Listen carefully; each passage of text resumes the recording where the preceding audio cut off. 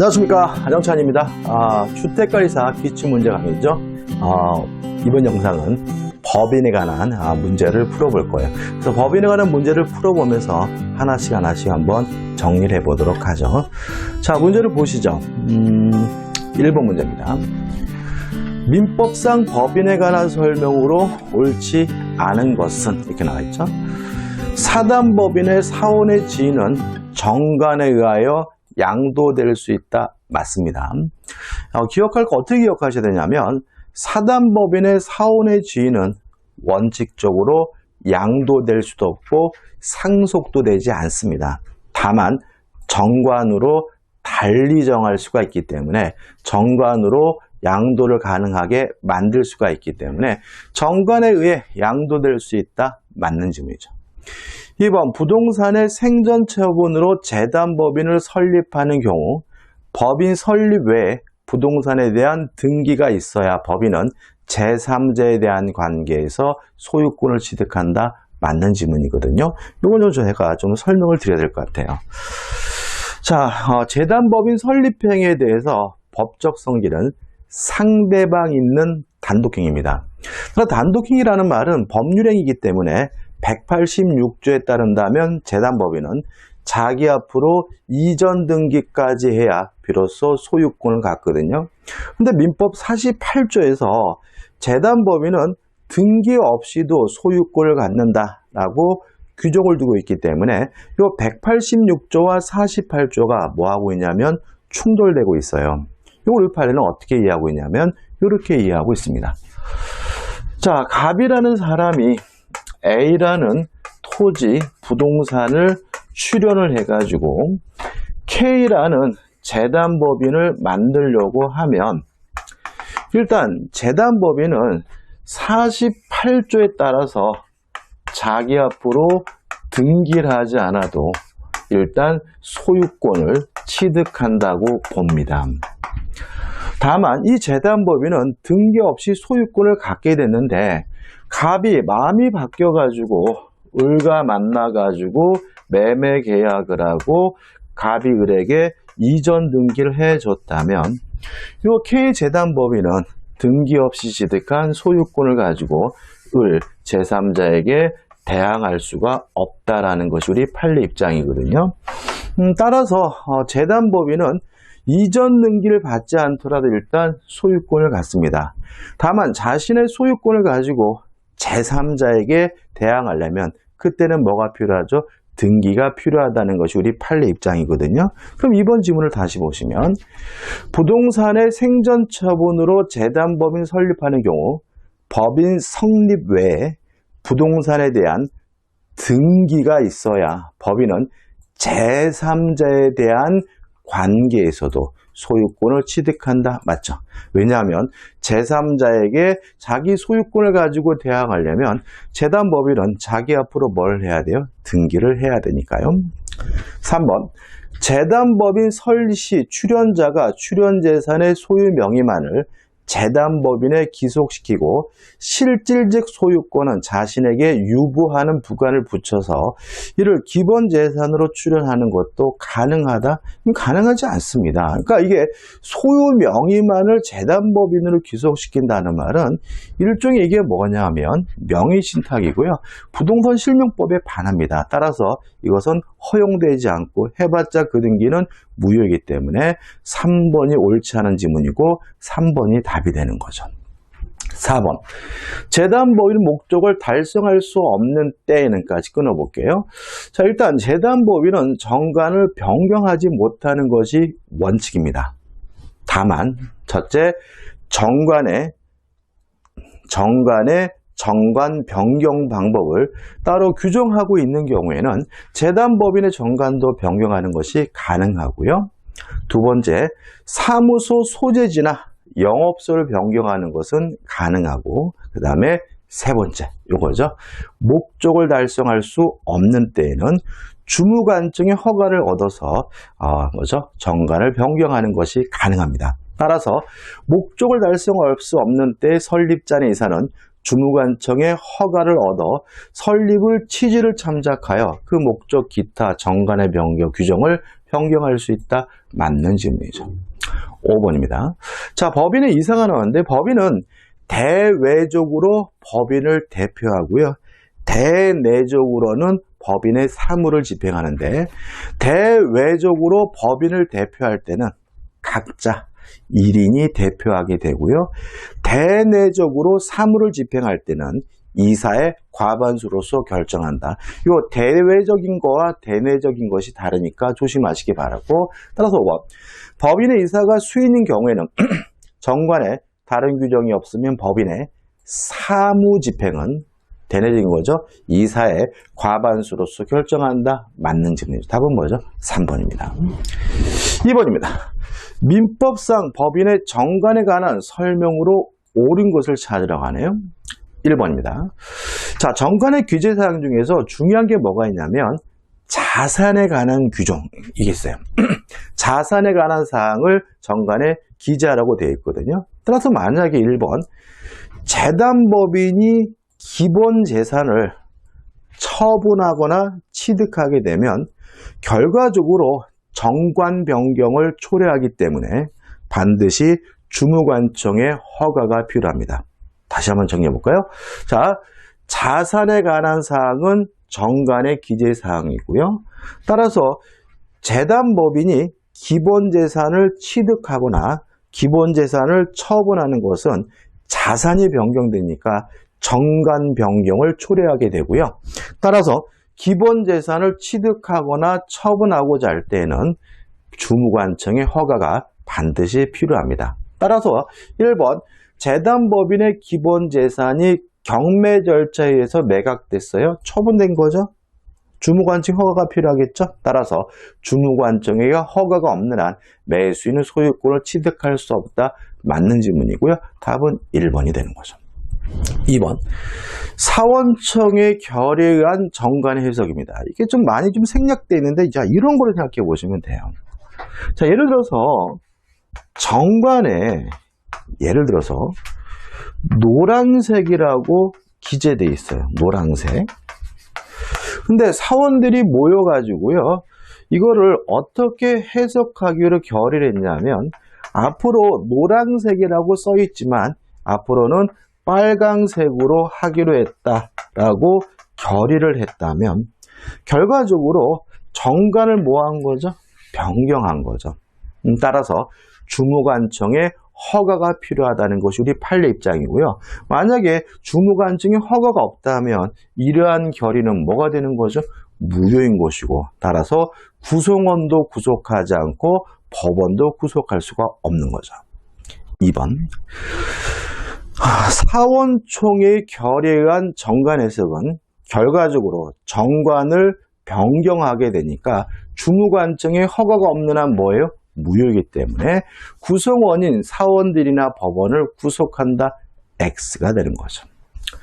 3번 사단법인의 정관은 자치규범입니다. 따라서 새로운 구성원들의 동의나 승낙이 없더라도 당연히 효력이 미치기 때문에 이를 작성한 사원 이외에 그 후에 가입한 사원은 구속하지 않는다. X가 되는 거죠. 4번 법인의 정관 변경은 주무관청의 허가를 얻지 않더라도 효력이 발생한다. X죠. 법인의 정관 변경은 반드시 주무관청의 허가를 얻어야 되고요. 허가 없이 이루어진 정관 변경은 무효가 되는 거죠. 5번입니다. 정관에 기재된 이사의 대표권 제한이죠. 이것도 참 잘 나오는데 좀 정리해보죠. 자, 이사의 대표권을 제한하려고 해요.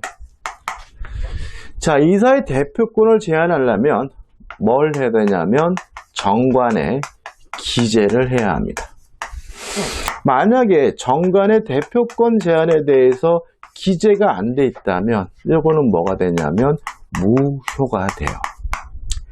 그 다음에 정관에 기재가 됐더라도 이것을 가지고 제3자에게 대항하려면 뭐가 필요하냐면 등기가 필요하거든요. 만약에 등기하지 않고 있다면 제3자에게 뭐 하지 못해요? 대항하지 못하거든요. 근데 여기서 항상 조심할 것은 우리 판례에 따른다면 이 제3자는 선의 제3자뿐만 아니라 악의 제3자도 포함한다라고 이해를 해요. 따라서 등기하지 않고 있다면 선의 제3자뿐만 아니라 악의 제3자에게도 뭐 할 수 없어요? 대항할 수 없다는 거 꼭 기억해 두셔야 되고 참 시험에 잘 내는 것 같아요. 자, 5번 보시죠. 정관에 기재된 이사의 대표권 제한을 등기하지 않았더라도 법인은 대표권 제한에 대해 알았던 제3자, 악의 제3자에게도 대항할 수가 없기 때문에 대항할 수 있다. X가 되는 것. 따라서 옳은 것은 1번 하나만 답이 되는 거죠. 3번입니다. 재단법인에 관한 설명으로 옳은 것은이죠. 일단 1번 재단법인은 유언으로 설립할 수 없다. X죠. 2번 재단법인의 기본재산을 처분하는 것은 결과적으로 자산의 변경을 초래하기 때문에 주무관청으로부터 뭘 받아야 됩니까? 허가를 얻어야 되므로 주무관청 허가를 얻어야 된다. 맞는 지문이고요. 답은 뭐죠? 2번이 되는 거죠. 3번 재단법인의 출연자는 착오를 이유로 출연의 의사표시를 취소할 수 없다. X예요. 쉽게 생각하면은 법률행위에 대해서는 착오의 요건을 갖췄다면 취소할 수 있는 거거든요. 근데 재단법인 설립행위는 상대방 없는 단독행위, 법률행위니까 착오를 이유로 당연히 뭐 할 수 있겠어요? 취소할 수 있겠죠. 4번 재단법인의 출연자가 출연재산과 그 목적을 정하지 않고 사망한 때에는 주무관청일을 정한다. X입니다. 일단 정하는 것은 주무관청이 정하는 것이 아니라 법원이 정하는데 여기서 좀 조심할 것은 뭐냐면 목적을 정하지 않았다면 법원이더라도 어떻게 해요? 정할 수가 없습니다. 최소한 이 출연자가 뭐는 정해줘야 돼요? 목적은 정해줘야 되고 또 변경을 정하는 것도 뭐죠? 주무관청이 아니라 법원이기 때문에 4번은 아주 엉터리 지문인 거죠. 5번 재단법인의 목적을 달성할 수 없는 경우 이사는 설립자의 동의가 있으면 주무관청의 허가 없이 그 목적을 변경할 수 있다. 앞에 나왔던 지문이죠. 자, 목적을 달성할 수 없으면 정관을 변경하는 것이 가능한데 반드시 뭐가 필요하죠? 주무관청의 허가가 필요하므로 허가 없이 X가 되네요. 따라서 옳은 지문은 2번이 됩니다. 4번 문제입니다. 민법상 재단법인에 관한 설명으로 옳지 않은 것은 1번 재단법인은 영리법인이 아니다. 맞죠? 사단법인은 영리법인일 수도 있고 비영리법인일 수도 있지만 재단법인은 항상 비영리법인이어야 합니다. 2번 재단법인의 설립을 위한 수련자의 재산 출연행위는 상대방 없는 단독행위이다. 맞죠? 계속해서 제가 반복적으로 말씀을 드렸죠. 3번 재단법인의 설립자가 재단법인의 목적을 정하지 않고 사망한 경우 이해관계인 또는 검사의 청구하여 법원이 이를 정한다.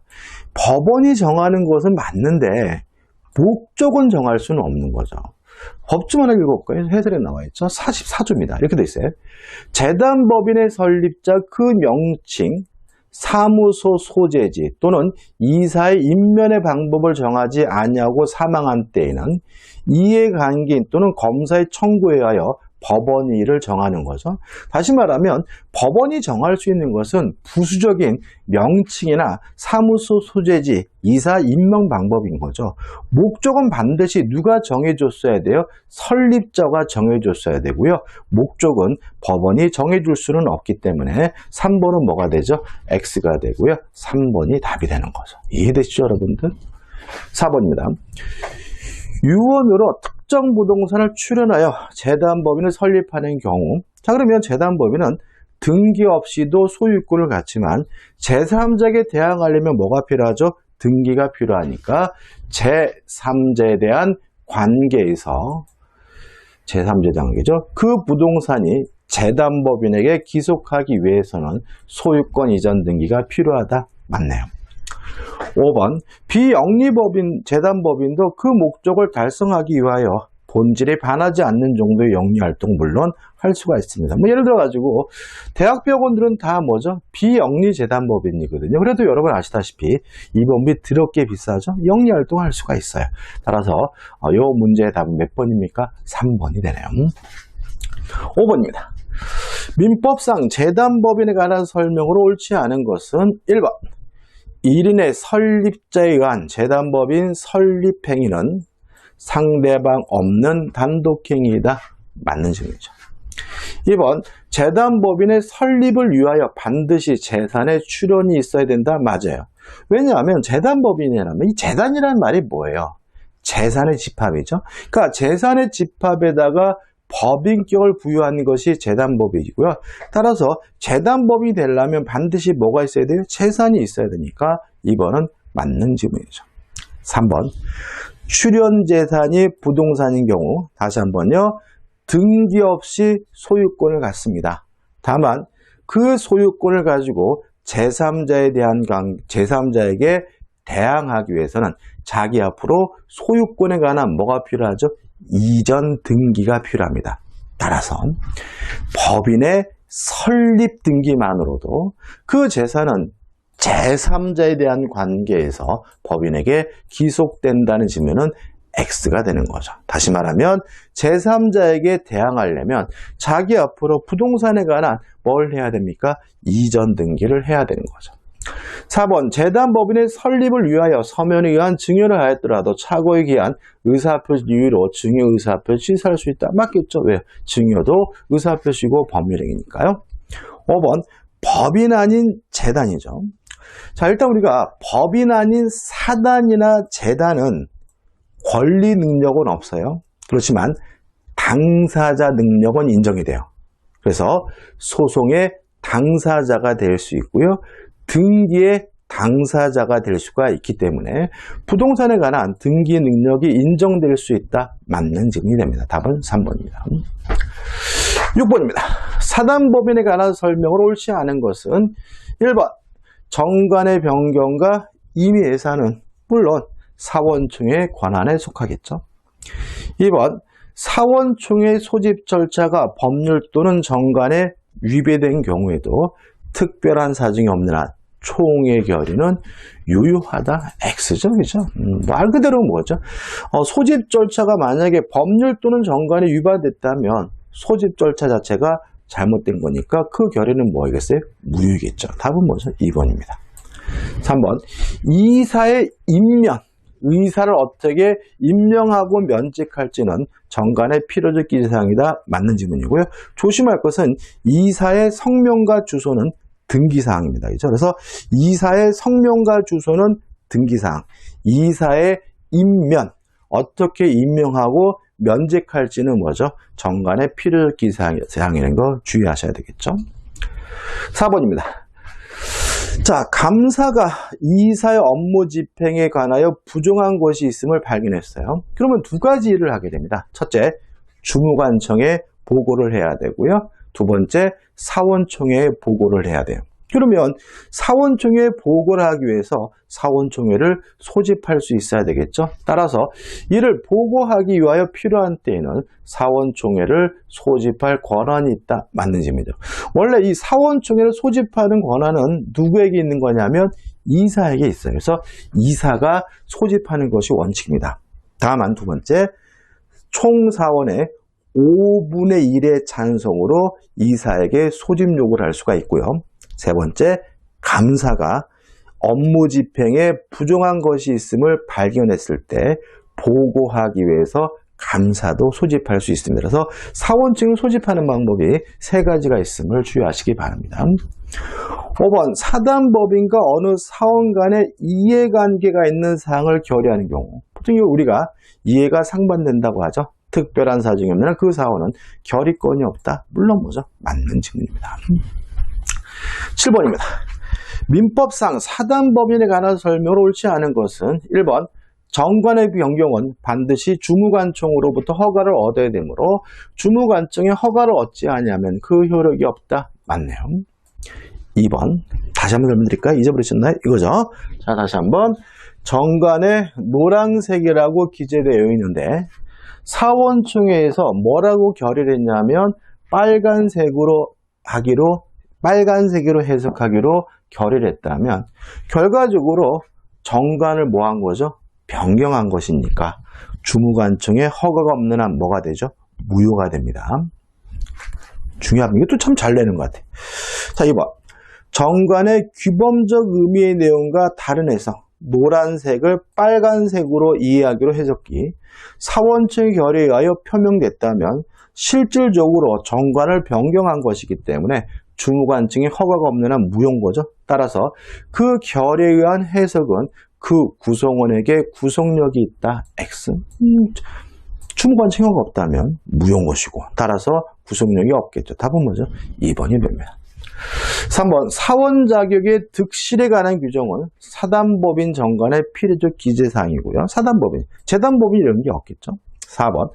법인은 그 주된 사무소의 소재지와에서 설립 등기람으로 성립합니다. 따라서 이 법인이 권리 능력을 취득하는 시점은 설립 등기한 때죠. 다시 말하면 법인으로서 언제 성립하느냐? 설립 등기할 때 성립한다. 법인은 언제 권리 능력을 취득하느냐? 설립 등기라는 순간 권리 능력을 취득하게 되는 거죠. 5번. 법인은 법률의 규정에 쫓아 정관으로 정한 목적 범위 내에서 권리의 의무의 주체가 된다. 다시 말하면 설립 등기라면 법인에게도 권리 능력이 인정이 됩니다. 8번입니다.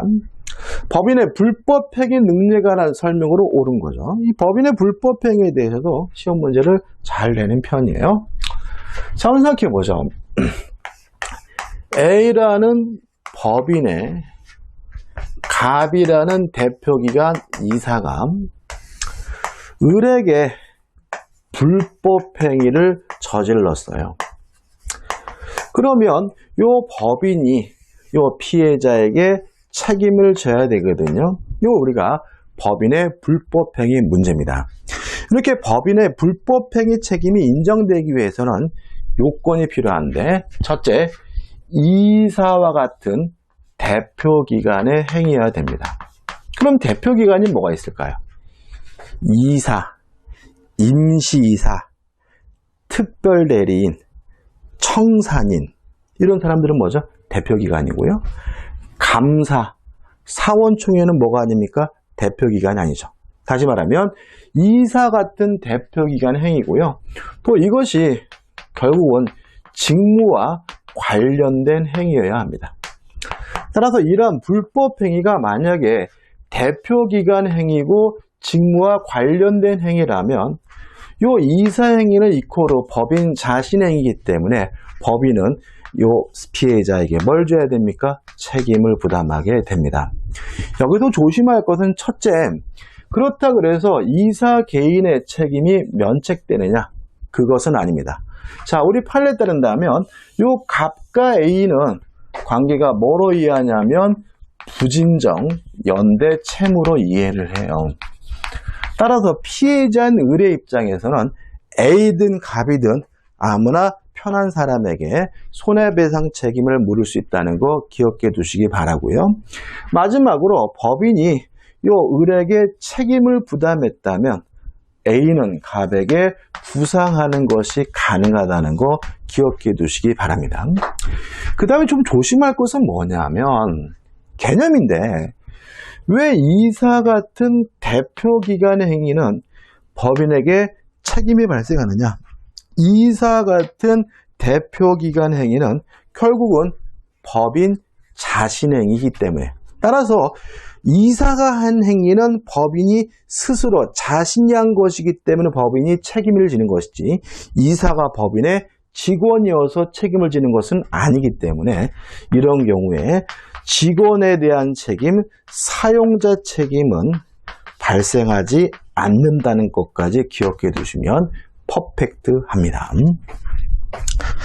자, 이것도 시험을 참 잘 나오는 부분이니까요. 꼭 확실하게 내 것으로 만드셔야 되겠죠. 8번입니다. 법인의 불법 행위 능력에 관한 설명으로 옳은 걸 찾네요. 1번. 법인의 손해배상 책임이 대표기관의 고의적인 불법 행위에 기한 것이라고 해도 손해 발생과 관련하여 피해자에게 과실이 있다면 깎아야 되겠죠. 그죠? 따라서 과실상계 법리는 적용 가능하다? 맞는 질문입니다. 예를 들어가지고 대표기관이 고의로 사람을 다치게 했는데 뭐 자동차로 근데 그 사람이 뭐 안전벨트를 매지 않거나 이러한 과실이 있다면 과실상계 해야 되겠죠. 따라서 옳은 것은 1번입니다. 2번 실제로 직무와 관련 없는 대표기관의 행위입니다. 그럼 이거는 대표기관의 행위가 아닌 거예요. 근데 다만 이걸 우리가 대표권 남용으로 이해하거든요. 이때는 상대방이 알았거나 알 수 있었던 경우에는 법인이 책임을 져야 되거든요. 따라서 외형상 직무에 관한 것으로 보인다면 피해자가 이에 관해 선의한 그 선의에 중과실이 있더라도 법인이 불법행위 책임을 부담한다. X예요. 왜냐하면 중과실이 있다면 불법행위 책임은 성립하지 않습니다. 이건 우리가 대리권 남용할 때 다시 한번 볼 겁니다. 3번 대표기관의 직무와 관련하여 불법행위라는 경우 피해자는 민법 제35조 법인의 불법행위 능력에 따른 손해배상과 민법 제756조에 따른 손해배상을 선택적으로 청구할 수 있다. X죠. 다시 말하면 사용자 책임에 관한 민법 규정은 적용이 뭐가 됩니까? 배제가 됩니다. 따라서 X가 되네요. 4번 법인의 불법행위 책임이 성립되면 대표기관은 손해배상 책임을 면한다. X죠.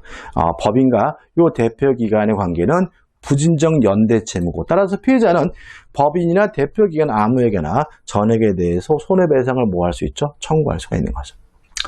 5번 법인의 불법행위 능력에 관한 규정은 권리 능력 없는 사단에 유추 적용되지 않는다. X입니다. 자, 일단 우리가 이렇게 기억하시면 돼요.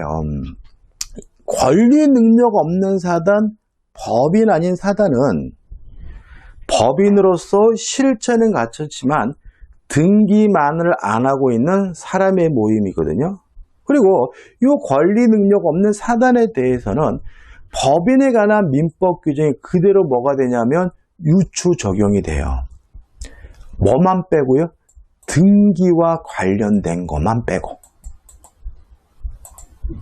자, 권리 능력 없는 사단은 설립 등기 안 했다 그랬죠? 등기 안 했죠? 그러니까 등기에 관한 사항은 유추 적용될 수가 없겠죠. 그래서 우리가 등기와 관련된 것을 뺀 나머지 법인의 모든 규정은 권리 능력 없는 사단, 법인 아닌 사단에게 유추 적용된다라고 기억하시면 됩니다. 9번입니다. 법인의 불법행위 능력에 관한 설명으로 옳은 거죠. 일단 답만 먼저 볼까요? 답이 몇 번이죠? 2번. 법인의 목적 범위 외의 행위로 인하여 타인에게 손해를 가했어요. 그러면 이거는 직무와 관련이 없기 때문에 법인 자체에는 뭐가요? 책임이 발생하지는 않습니다. 그럼 누가 책임을 지겠습니까? 그러한 행위를 한 사람이. 따라서 타인에게 손해를 가한 때는 그 사항의 의결에 찬성하거나 그 의결을 집행한 사원, 이사, 기타 대표자가 연대할 배상 책임을 진다. 맞는 질문이고 법인은 책임을 지지 않습니다. 답은 뭐죠? 2번인 거죠. 1번 볼까요? 대표권 없는 이사도 법인의 대표기관이므로 말 그대로 대표권이 없다면 이 사람은 법인의 대표기관이 아니고요. 따라서 이들의 행위에 대하여도 법인의 불법 책임이 성립한다. X입니다. 다시 말하면 대표기관의 행위가 되는 거죠. 2번, 3번 법인은 사용자로서 불법 행위 책임을 지는 것이므로 X죠. 사용자 책임하고 상관이 없다고 말씀드렸죠. 4번 법인의 불법행위 책임이 성립하면 대표기관의 불법행위 책임 성립하지 않는다. X죠. 부진정 연대 채무고 그 다음에 5번 피해자에게 과실이 있다면 그 금액만큼 과실 상계하는 것이 가능하기 때문에 5번도 뭐죠? X가 되네요. 뭐 문제가 길 뿐이지 반복적인 문제인 거죠. 10번입니다. 지금 불법행위 문제까지 다 풀어야 되는데. 자, 불법이 옳지 않은 겁니다. 요거는 이제 답만 볼게요. 반복적인 3번인가요? 3번. 대표기관의 불법행위가 외형상으로만 직무와 관련성을 보이는 경우. 그러면 이거는 직무에 관련성이 없다는 얘기죠. 이게 뭐죠? 대표권 남용이거든요. 따라서 실제 직무 관련성에 대한 피해자의 악의 과실 유무와 상관없이 법인은 불법행위 책임을 진다. X입니다. 원칙적으로 상대방은 선의이고 무과실어야 법인이 책임을 부담하게 됩니다. 11번입니다. 민법상 법인의 불법행위 능력에 관한 설명을 옳지 않은 거죠. 1번입니다. 청산인은 법인의 대표기관이 아니므로 X죠. 자, 대표기관이 누가 있다고요? 이사, 임시이사, 특별대리인, 그 다음에 청산인, 대표기관입니다. 청산인도 대표기관이기 때문에 답은 뭐죠? 1번이 되는 거죠. 어렵지 않죠, 그죠? 자, 이번만 여기까지 하고요. 다음 강의 때 이제 요 12번부터 보도록 하겠습니다. 조금 급한 얘기죠. 마지막 불법행위까지 끝내고 싶어가지고요. 자, 이 정도입니다. 그래서 법인에 대해서 공부하실 때는 무미건조하고 까다롭게 느끼지만 보시다시피 나오는 부분이 정해지는 부분이니까요. 오늘 공부한 것만 확실하게 내 것으로 만든다면 충분히 문제를 맞출 수 있습니다. 여기까지입니다. 고맙습니다.